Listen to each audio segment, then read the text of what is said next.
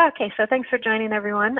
Today we're going to be looking at more of the driving behavior parameters in a lot more detail. So we're going to talk about a lot of the car following behaviors and the lane change behaviors and how we can configure some of those, especially for any of your local modeling. And then we're also going to discuss some of the built-in autonomous vehicle behaviors, as well as platooning that you can use. And then finally, we're going to take a look at some of the calibration process, so including the FDOT calibration guidelines and then just some other local calibration processes that you can use as you're fine-tuning some of your network behavior.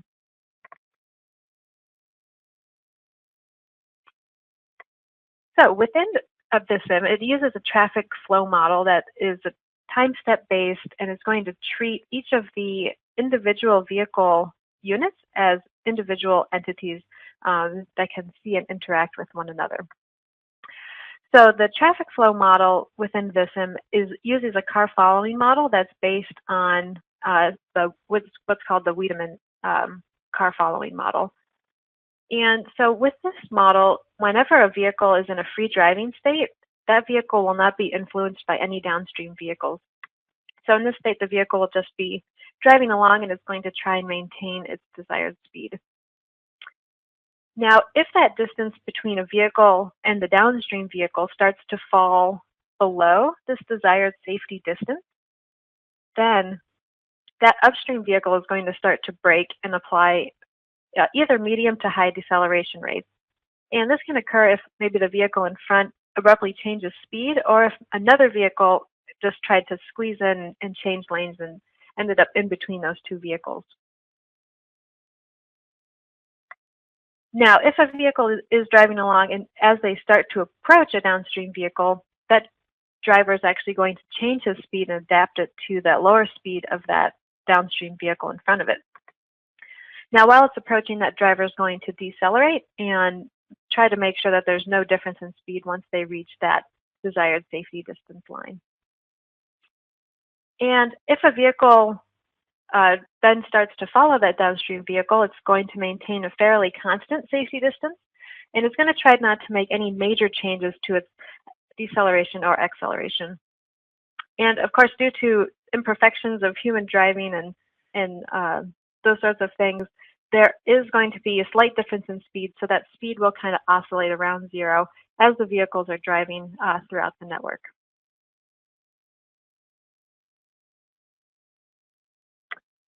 So within Vissim, all of the driving behaviors can be found in the base data menu.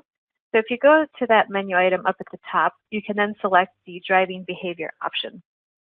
And this is going to open up the driving behavior window, which is going to contain 8 default driving behaviors. And so the 2 most commonly used ones here are going to be the number 1, urban motorized, and then the number 3, freeway, free lane selection.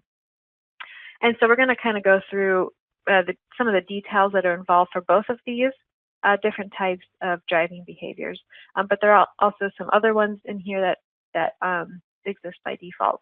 And if you do want to add any others, you can also press the plus button up here, and that will add a new item to the list. And then also, when you're going through the calibration process, and if you find that it's necessary to make some of those driving behavior changes to your local network, then we also do recommend just creating a copy of some of the existing driving behaviors, and then you can work off of that copy.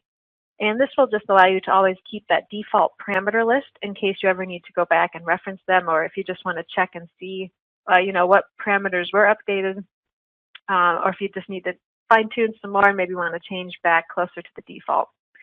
So if you do want to create a copy, you can just right-click on any of these options, and then you can select that duplicate button, and it will copy over all those parameters, which you can then adjust from there. And then in order to edit any of these driving behaviors, you can either right-click as well and then just select this edit button, or you can double-click any of these items. And once you have that selected, it's going to open up this main driving behavior window here. And this is going to include quite a few tabs up at the top. So this is where you can further refine any details related to the following behavior of the vehicle, the lane change behavior, even some of the lateral behavior, signal control reaction, and also autonomous driving. So today, the big ones that we're going to focus on are a lot of the car following behavior, the lane changing behavior, and then also the autonomous driving.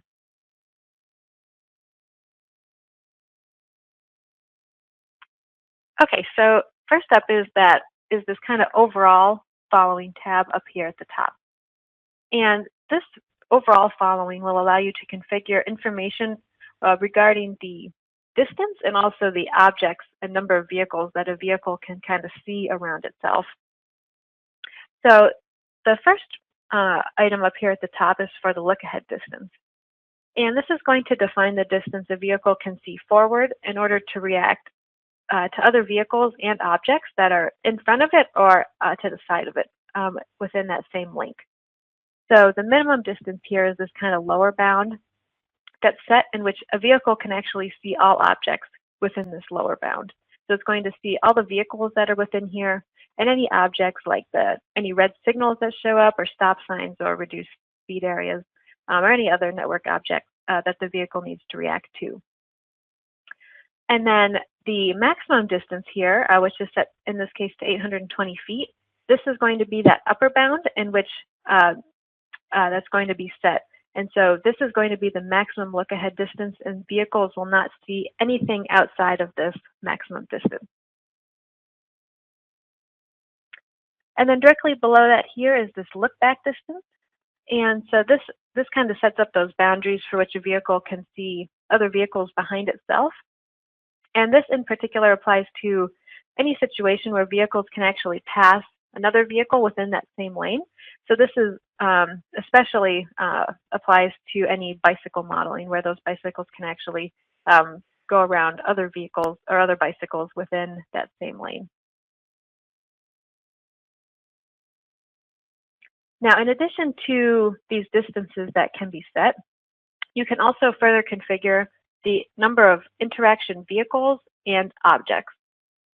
And these values will determine what a vehicle can see and react to when it's in between those min and max look-ahead distance boundaries. So if I jump back here, so this number of interaction objects and vehicles are really going to come into play whenever a vehicle is looking ahead in between this minimum value and this maximum value. So kind of in this light pink area is going to be where it takes into account those number of interaction objects and vehicles. So the number of interaction vehicles is going to strictly include the number of vehicles that can be seen. So as you can see here, we've got just vehicles that vehicle can see and react to, whereas the interaction objects are going to include other things like signal heads, reduced speed areas, priority rules, stop signs, any public transit stops, and then also parking lots. And these interaction objects also include vehicles themselves, so a vehicle can also be included within the number of interaction objects. And if you did want to increase these, right now the default, especially for the urban motorized, is set to just 4 interaction objects. But if you did want a vehicle to be able to see more objects or vehicles within its boundary, you can always adjust these bounds here. And the number of interaction vehicles is set pretty high just so that it will be able to see any vehicles around itself. But if you were modeling the case, maybe if you were doing some autonomous vehicle modeling, and just based on the sensor setup, maybe those vehicles can only see the downstream vehicle and can't see any others beyond that, you could change that number of interaction vehicles to 1 to kind of restrict that further so that those vehicles can really only see that next downstream vehicle and not any other vehicles around it.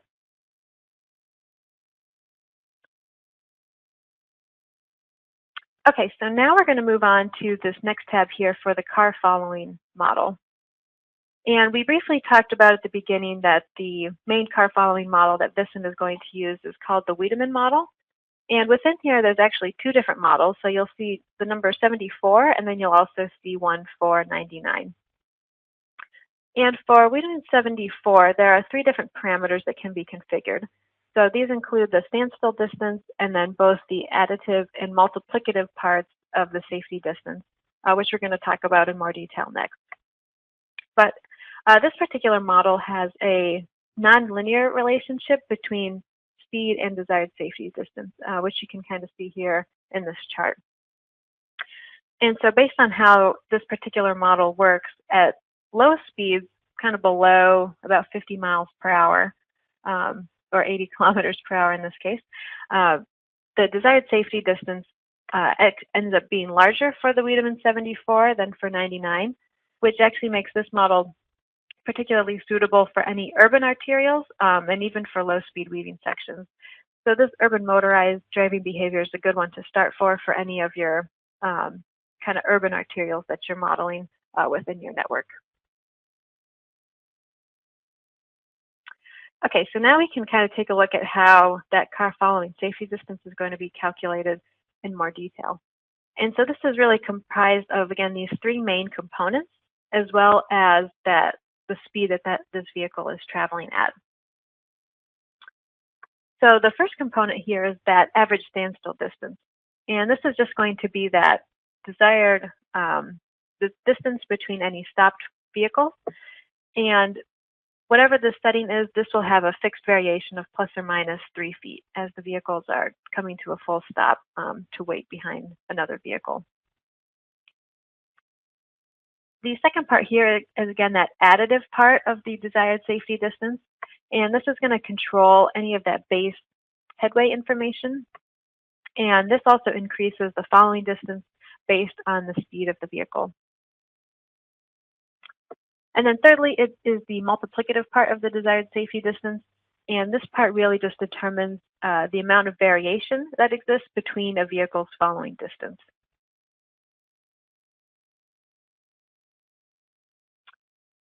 Okay, and then moving on to the Wiedemann 99 model, this one has quite a bit more parameters. So this has 10 different parameters that can be configured here. And these are all between CC0 and CC9. And we're going to go into more detail about each of those next. But in this case, for this particular model, the desired safety distance and the speed have quite a linear relationship. And this makes this particular model more suitable for doing any sort of freeway modeling. And so again, this one is, by default, this is set to number 3 for this free lane selection. So this is a good option to start with for any of the freeway roadways within your network.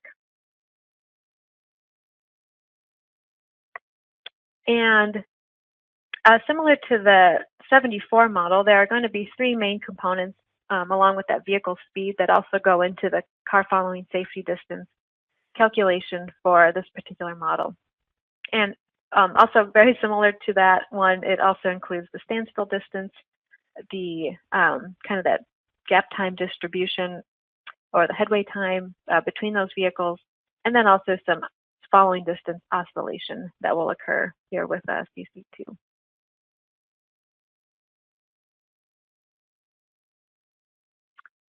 So again, that first parameter, that CC0, is going to define that average desired distance between those stopped cars. So in this case, for this particular model, this has no variation within it. And this parameter is also going to directly impact the jam density. And this parameter is entered in as a distance, and it's also inversely proportional to the saturation flow rate. And CC1 in this case is going to be the headway time that a driver wants to keep when it's following another vehicle. So note that this particular option is actually entered in as a time distribution. So you'll see here that this one has a drop down, whereas all of the other options can just be updated and entered in within this particular box. But this particular option does have a drop down because it's referencing a time distribution. So if you do ever want to change this or add any other items, you can go back to that base data menu and then go to distributions and then select the time option. And that will open up the related list where you can actually go in and add another time distribution. And then you can come in back to this window and then select it from the drop-down item. So that the distributions are going to live in that same place where we had talked about before for like that desired speed options when we were looking at desired speed decisions in reduced speed areas. So if you go back to that particular option, you can then change that any or add any to that time distribution list. And the higher this value is, the more cautious that vehicle is going to be, and as such, that also means that in this case, this value is also inversely proportional to the saturation flow rate as well.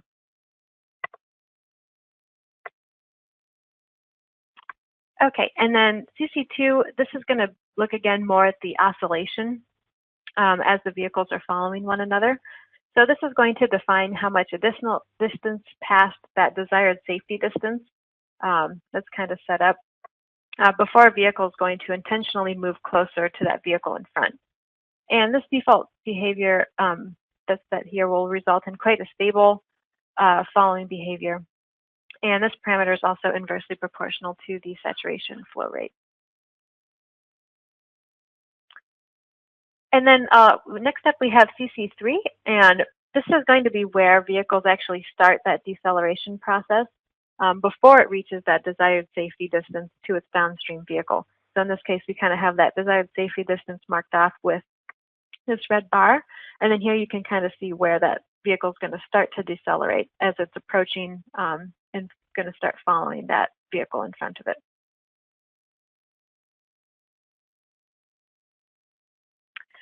And then the next two here, CC4 and CC5, both deal with comparing a vehicle's relative speed to the leading vehicle's speed as well during the following process. And CC4 is that lower threshold, and then CC5 is going to be the upper threshold as it's doing these kind of speed comparisons.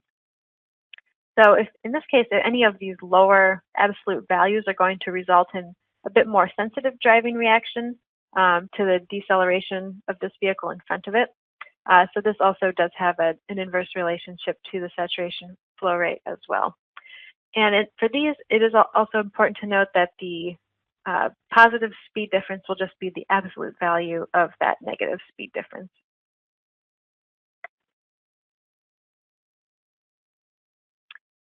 And then for CC6, this one really determines how the speed oscillation is impacted based on the following distance. So in this case, if this was set to 0, then the speed oscillation would be the same no matter the distance between the two vehicles. However, if this value is greater than 0, then any larger values are going to result in more speed oscillations with any larger following distances. So if you did want to kind of change that dependency, you can update this CC6 value here. And then kind of the next group here is going to deal with more of the acceleration settings. So CC7 is going to be the acceleration that's used during that oscillation phase when a vehicle is following another vehicle. And then CC8 is going to be the acceleration that's used when a vehicle is starting from a stopped position. And CC9 is going to be the desired acceleration at 50 miles per hour. And for any speeds between that 0 and 50 mile per hour mark, then those values are going to be interpolated. If there is a speed over 50 miles per hour, then that value will just remain the same. Okay, so I know that was a deep dive on all those parameters, but the bottom part here is actually for any type of car following model that you use within Vissim. And so this section down here at the bottom will allow you the ability to kind of change that following behavior based on the leading vehicle type. So within this lower window, you can just right-click and you can add in some other line items. And this will allow you to change the options for different leading vehicle classes, and then also information about the particular headway and standstill distance information, and some other parameters as well. So this could be used, for example, if you did want to model maybe passenger car behavior a bit differently, when, say, maybe a passenger car is following a heavy truck rather than another passenger car. Or if you're also looking at maybe doing some autonomous vehicle modeling and you want to kind of change the behavior of other vehicles, maybe as two autonomous vehicles follow each other rather than maybe an autonomous vehicle following a human-driven vehicle as well. But this option will just allow you to kind of further configure any of that information.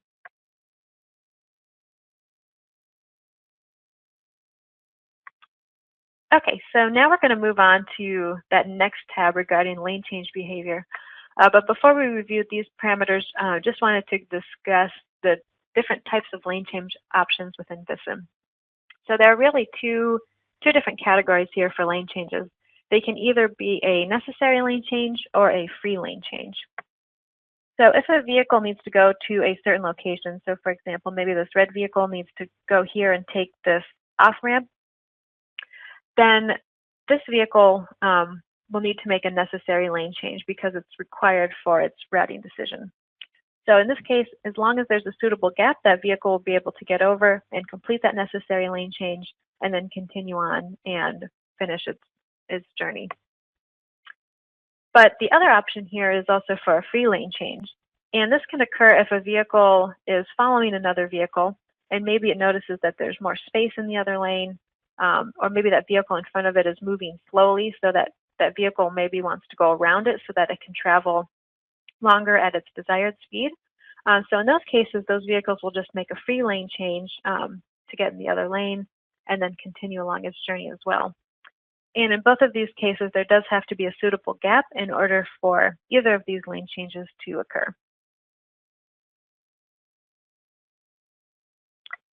So within the lane change tab itself, at the very top is an option to kind of change the general vehicle behavior for making some of these lane change selections. So this can either be set to the free lane selection, which it is by default. And in this case, the vehicles can kind of pass on either of these travel lanes.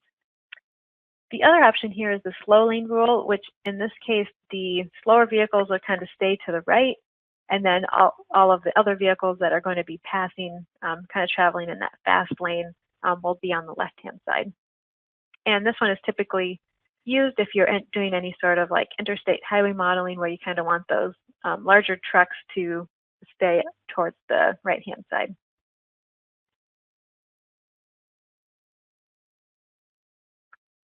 Okay, so now moving kind of down through this lane change tab. The first section up here at the top is for necessary lane changes. So again, these are just going to occur when a vehicle needs to make a lane change based on its current route and needs to travel over a particular roadway. So in this case, there are two different vehicles to kind of track. Here we have the vehicle that's making a lane change, which is going to be referred to as own. And then the other vehicle is the trailing vehicle on the new lane. And we also kind of have the deceleration and the distance from the emergency stop location as well kind of charted out. So again, here you can see the lane changing vehicle, again, that own vehicle, and then the trailing vehicle here in red. And the deceleration is going to really depend on the distance a vehicle is to that emergency stop position on a connector. So in this case here at the 0 mark, that's when the vehicle would actually reach that emergency stop distance for that connector, in which case it needs to actually stop and wait until it can make that necessary lane change to continue on its route. So that deceleration, again, is really going to depend on the distance to that emergency stop position, and then also on these acceptable deceleration parameters set here. So within these parameters, the first one here deals with that maximum deceleration. And so here you can kind of see that's that maximum deceleration that will be used as the vehicle is approaching that emergency stop location, which again is shown here on at the 0 mark. And then in addition to the change of deceleration is also specified here with the middle option. And in this case, this is going to reduce that maximum deceleration with increasing distance from the emergency stop distance until it kind of reaches this accepted deceleration that's set here. And so this accepted deceleration is really that lower bound compared to that maximum bound that's being set up here at the top. And so again, these parameters are really just used when those vehicles have to make a necessary lane change for their route as they're kind of approaching that final connector that it needs to take. Say, for example, if it's taking that off ramp, so it'll kind of use these parameters as it's making its deceleration and lane change.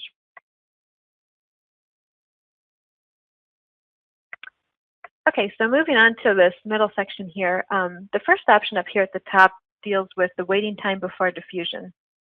And this section here will also be for all lane changes, so not just those necessary lane changes, but also those free lane changes. And the waiting time before diffusion is really going to define that maximum amount of time a vehicle can kind of wait at that emergency stop position and kind of wait for a gap in order to make that necessary or that particular lane change to stay on its route.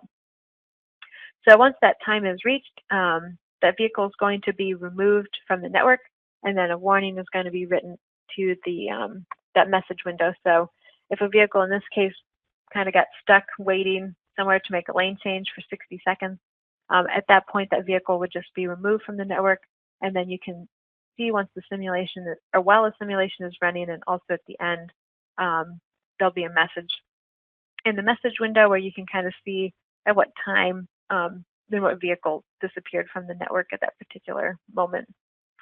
And this value can also be increased as well, so you can always change this.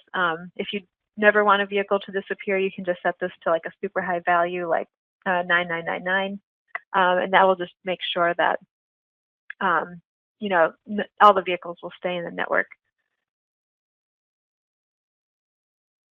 And then the next setting here is for the minimum clearance distance.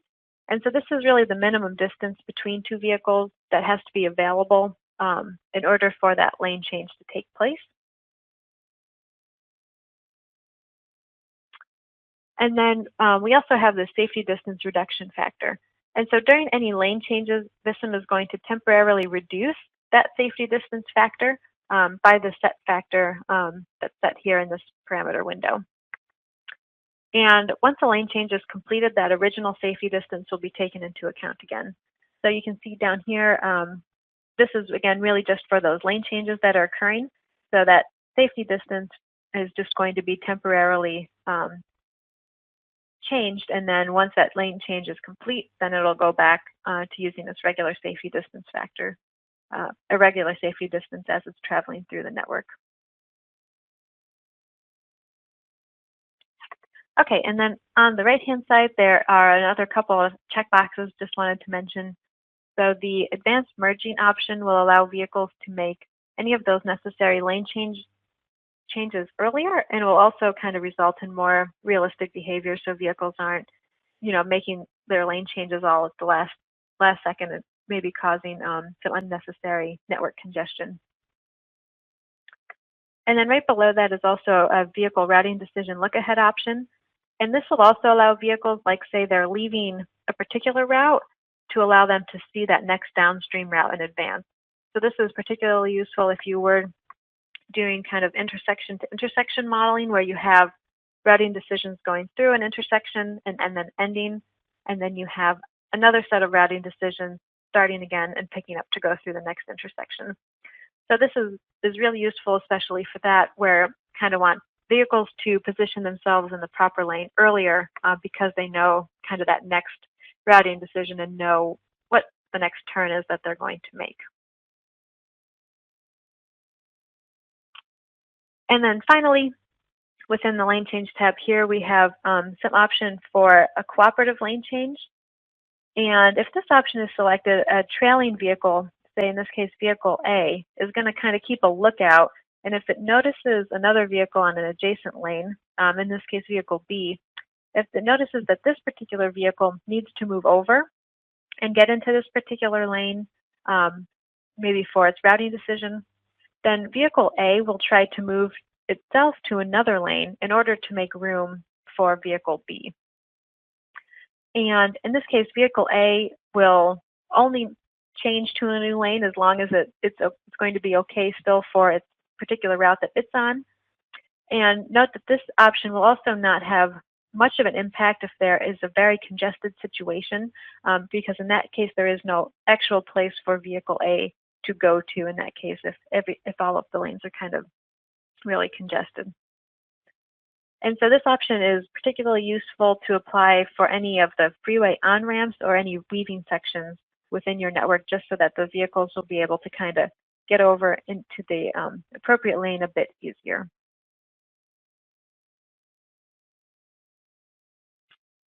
Okay, so now we can move our attention over to the Autonomous Driving tab.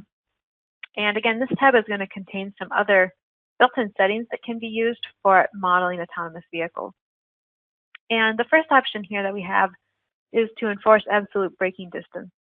And what this really does is allow vehicles to kind of safely stop at any time, even if the vehicle in front of it immediately stops instantly and kind of basically hits a brick wall, and still allow that following vehicle to safely stop.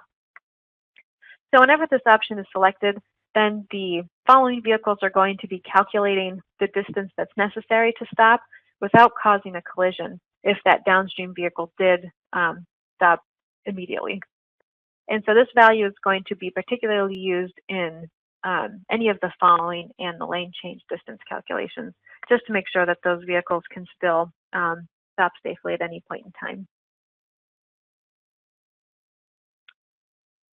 And then the next option here is for implicit stochastics.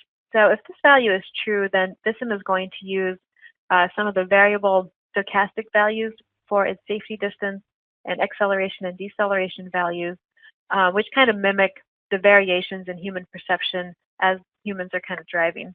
And so this is kind of shown here in this lower distance speed plot, where you can kind of see that as vehicles are following another vehicle, there's going to be a lot of variation in behavior. However, if this option is false, then Vissim is going to use instead a non-variable deterministic values to kind of create this smoother, more predictable like safety distance and acceleration, deceleration values. So in this case, it kind of changes the human behavior to a more deterministic machine type behavior. And then the final part here is actually related to vehicle platooning. So platoons in Vissim are these vehicles that are going to be grouped together, and so that they can kind of travel closely together and safely together. And platoons are kind of taken into account right now as a large group, so there's not any internal platoon dynamics being modeled. So right now that platoon behavior leads to very stable behavior for the platoon itself. And this built-in functionality can be used to apply platooning logic to either certain sections of roadway or even to particular lanes on a roadway in order to determine the overall effect platoons can have in the network. And in this case here, you can kind of see the leader of the platoons are kind of showing up in that darker blue color, whereas all of the other following vehicles within that platoon will show up in this light blue color. And you can see as the vehicles approach, they'll kind of join on to those platoons, and you'll see some of these other ones will start to change colors as they kind of group up and form a platoon together.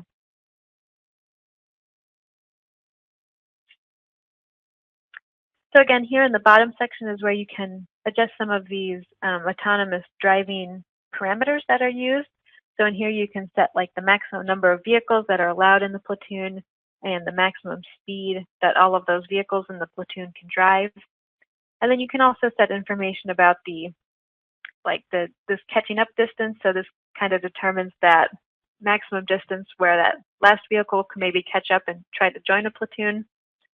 And then finally, we have some of the gap time and distance settings for the vehicles that are actually within the platoon itself.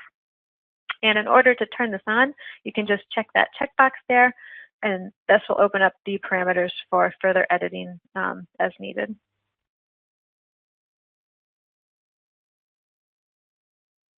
Okay, so just to quickly discuss a little bit more details about this platooning behavior. So as vehicles are driving along, they will only join a platoon if those vehicles have that same driving behavior, and they'll also only join it if they are on a static or a partial route. So this will not work for vehicles that are going to be parking or for any of the public transit vehicles at the moment. And as the platoon is driving together, they will try to keep that same distance within the platoon, and these vehicles will not make any lane changes together. So in this case, if a vehicle needed to, say maybe all the vehicles needed to change lanes, they would actually have to exit that platoon and make those lane changes. And then once those lane changes are complete, then they could actually start to create a new platoon on the new lane. But those platoons will be broken up for any of those vehicles that are making lane changes. And platoons themselves can also be broken up if the vehicles partway through the platoon are maybe stopped at a red light. And so these vehicles may continue on in their platoon, but this will be split up. And so in this case, we'd have a platoon of 2 vehicles and then another platoon of 2 vehicles instead of that full platoon of 4. And then if a vehicle needs to leave a platoon, especially if it needs to make a lane change maybe for its route, then the vehicles in front of this leaving vehicle, both before and ahead, they're going to kind of leave some additional distance for that platoon as they split up, and then that vehicle is going to have enough room to actually leave and exit the platoon. And then if all of those platoon conditions can be met again and these vehicles are able to catch up with the vehicle in front, then those vehicles can kind of reform that platoon as they're continuing driving down that particular roadway.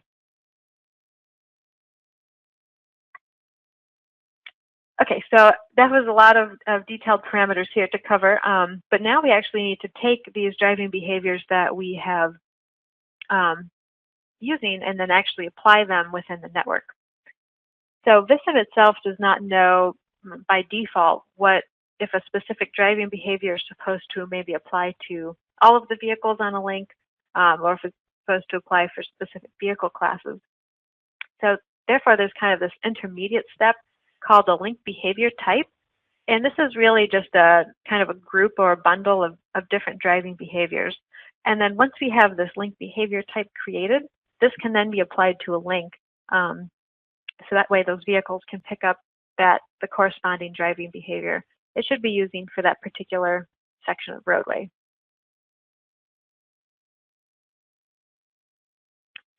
Okay, so in order to add these, if we go back to that base data menu, and actually right below the driving behavior section is this link behavior type section. And if you select that, it'll open up this link behavior type window.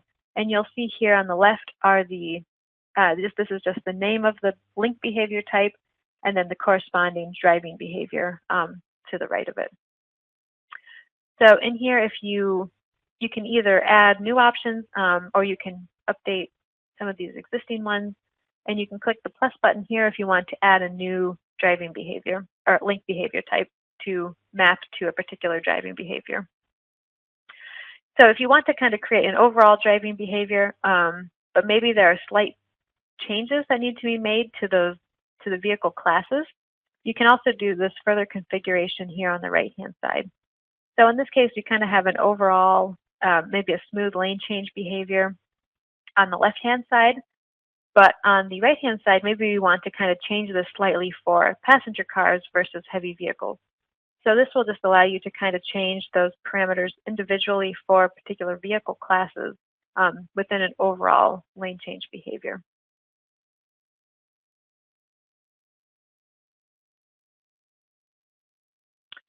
Okay, so now that we have those link behavior types added, we now have to take those and apply those to a link itself. And so this can either be done if you double click on a link and open up this link window, and here you can change the link behavior type drop down directly. You can also open up the link list as well, and then you can change this link behavior type parameter within the list. So you can change it for one link, or you can also highlight a bunch of these at once and do kind of a multi-edit and change this attribute for a group of links together. And then one final configuration that can also be done at the lane level. So in this case, the overall link behavior type, again, is going to be set up here at the top. However, you can also set different behaviors on the lanes themselves. So for example, maybe vehicles in a lane that are maybe closer to a freeway on-ramp, maybe they behave a little bit more cooperatively than those vehicles that are fueling over. Or maybe if you are interested in trying out any of the platooning features, maybe you just want that platooning to occur on a particular lane, then you can set up and configure all of that within here. So again, the main link behavior type will be up here at the top, but then you can further configure any differences to that within each of the individual lanes in here.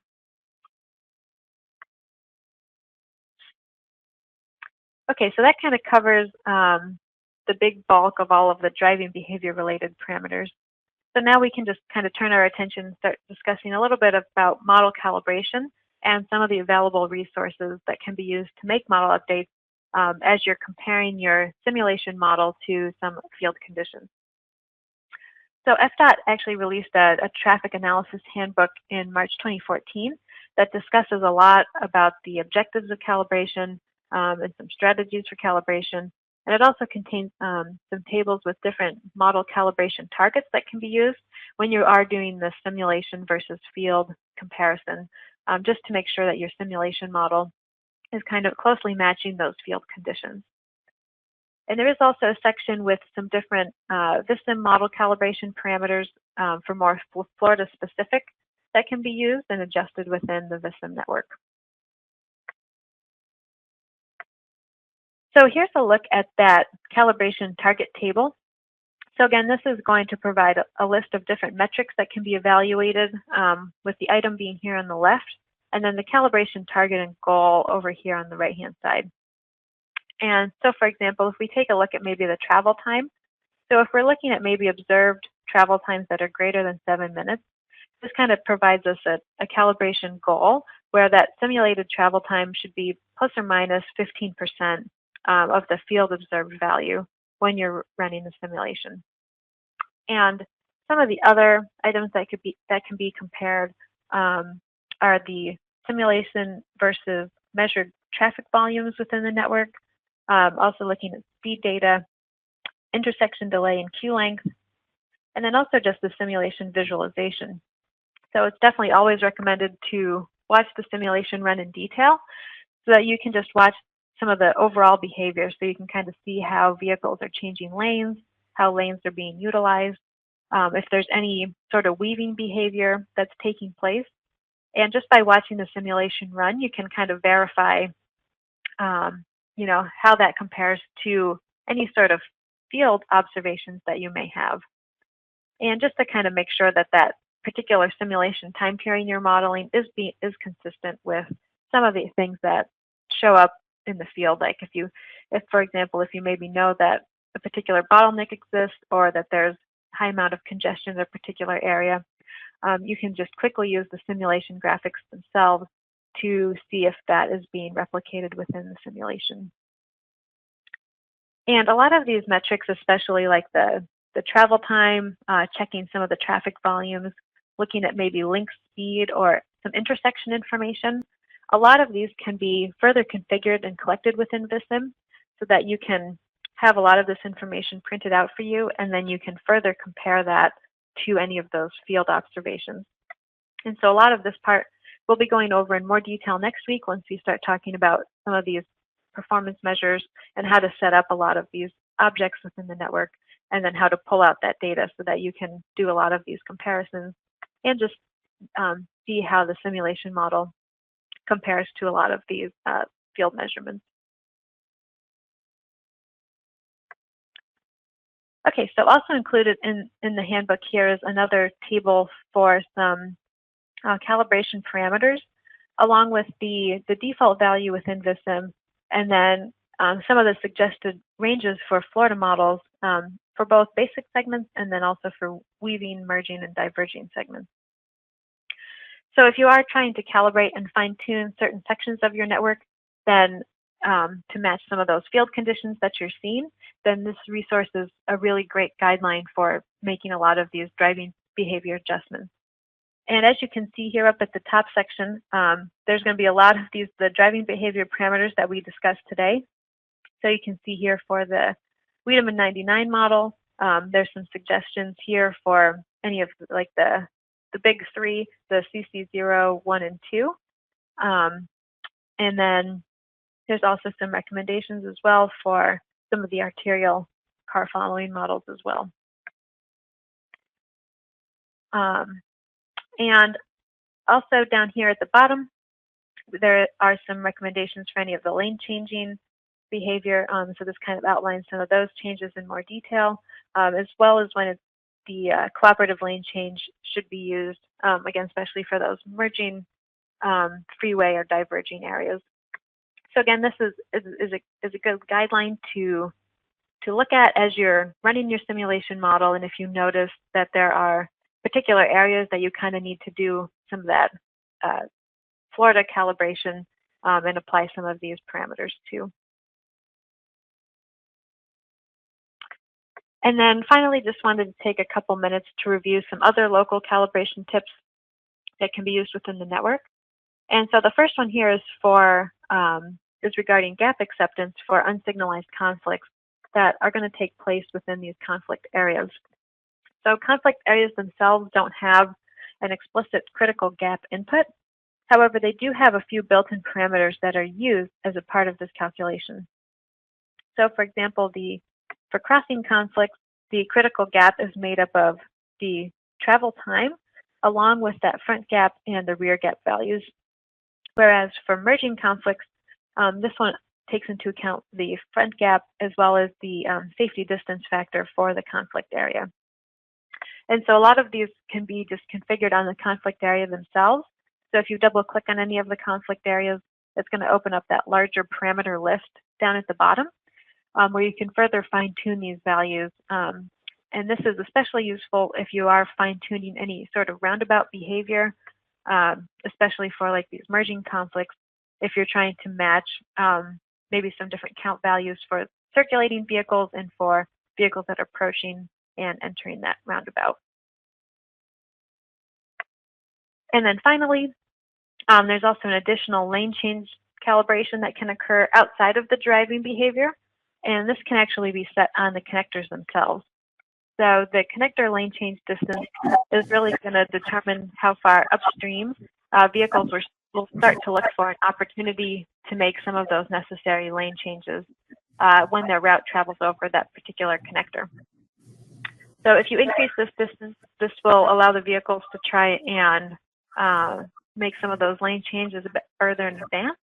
And they'll also help you, which can also help if you do notice vehicles are maybe making a lot of unrealistic late lane changes in the network. So if you notice vehicles here need to take this eastbound through connector, if you notice vehicles are kind of making lane changes at the last second, and that's not a particular behavior you notice in the field, then you can kind of further calibrate and adjust this value here within this lane change distance on the connector itself, just to allow those lane changes to begin a bit sooner. Okay, so that kind of covers all of the presentation material at least. So I'll just switch over to our example file here. And again, in this case, since this is just an example model, we don't really have any particular data to calibrate to. So we've just made a couple of other example driving behaviors that we can take a look at.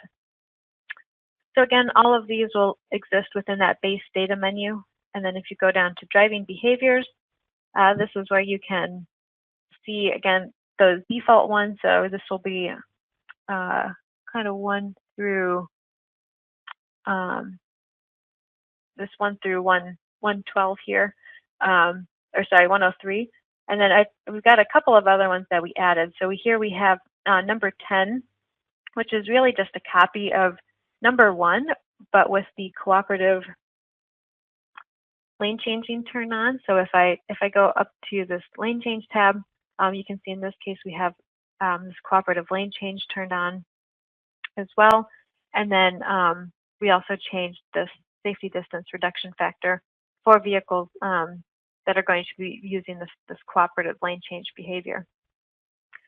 And then we also added just another little test one here for some of the vehicle platooning. So in this case, if we go to the autonomous driving, this one is going to use the platooning possible selection that's checked using just these default behaviors. And this one in this case is just kind of a copy of one of these existing AV behaviors that's in here by default. So there was a kind of a coexist study that took place where some of these AV behaviors were developed.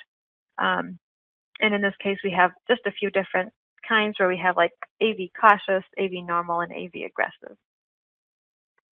So again, once you have your driving behaviors, either if you have new ones created or old ones edited, then from there you'll want to make sure that you have that link behavior type set up, which again is also under that base data menu. And then in here you can always add a new one, which will just create a new line item, which you can give a name, and then you can change that particular corresponding driving behavior from this drop-down window. And then again, over here on the right-hand side, if you did need to have any vehicle class-specific driving behavior added, you can always click this plus button here in the child window, and then you can change the driving behavior selections for those particular vehicle classes over here as well. Okay, and then once we have this driving behavior updated, then we can move on to the links themselves to actually get this applied to the link level so that vehicles are able to pick up that particular behavior as they're traveling on the network.